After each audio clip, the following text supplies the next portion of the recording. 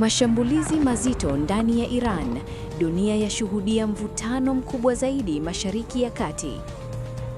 Asubuhi ya mapema ya tarehe 14 Machi 2026, dunia iliamuka na taarifa nzito kutoka Mashariki ya Kati. Baada ya usiku mrefu wa mashambulizi ya makombora yaliyolenga baadhi ya miji ya Israel, hali ya kijeshi ilibadilika ghafla na kuwa operation kubwa ya kulipiza kisasi.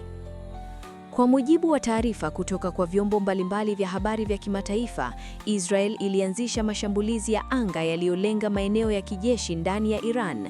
Hatua hiyo ilielezwa kuwa ni sehemu ya kile Israel inachokiita haki ya kujihami baada ya mashambulizi ya makombora yaliyoripotiwa kulenga miji mikubwa kama Tel Aviv na Haifa. Ripoti zinaonyesha kuwa milipuko mikubwa ilisikika katika baadhi ya maeneo karibu na Tehran, mji mkuu wa Iran.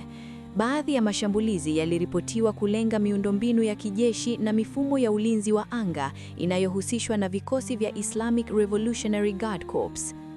Aidha, maeneo ya viwanda vya kijeshi karibu na Isfahan yaliripotiwa pia kuwa miongoni mwa maeneo yaliyolengwa katika operesheni hiyo ya anga.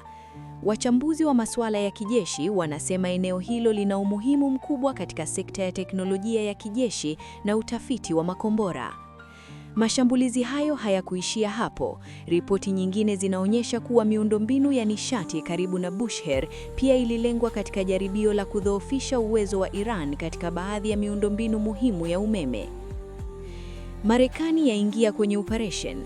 Wakati Israel ikiendesha mashambulizi yake, taarifa kutoka kwa maafisa wa kijeshi wa United States zinaonyesha kuwa Marekani pia ilihusika katika operation maalum za kijeshi.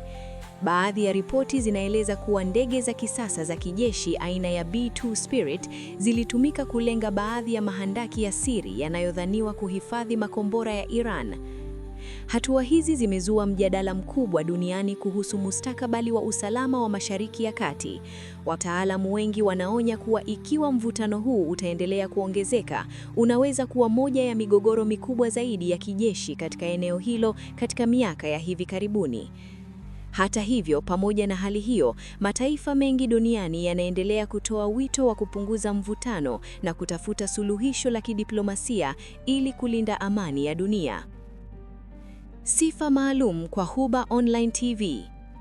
Katika dunia ya sasa ambapo taarifa zinasambaa kwa kasi kubwa, ni muhimu kuwa na majukwaa yanayowasilisha habari na mijadala yenye mguso kwa jamii.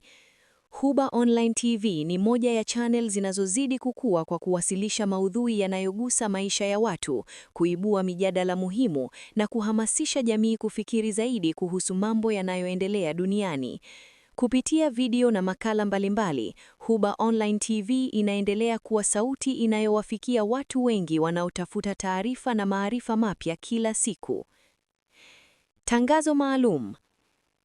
Unataka kujifunza kutengeneza video kali kwa kutumia simu yako tu? Tunatoa mafunzo ya kuwa content creator, kutengeneza video za mitandao, kutengeneza video maalum kwa mpenzi wako, kutengeneza video za kumbukumbu, kutengeneza video za kuomba msamaha.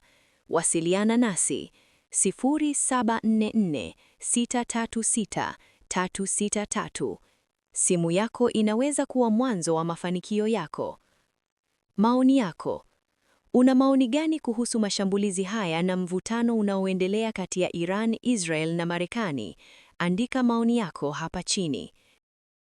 Karibu katika channel yetu ya Huba Online TZ, channel ya TikTok na YouTube, na kusihi usiache kusubscribe.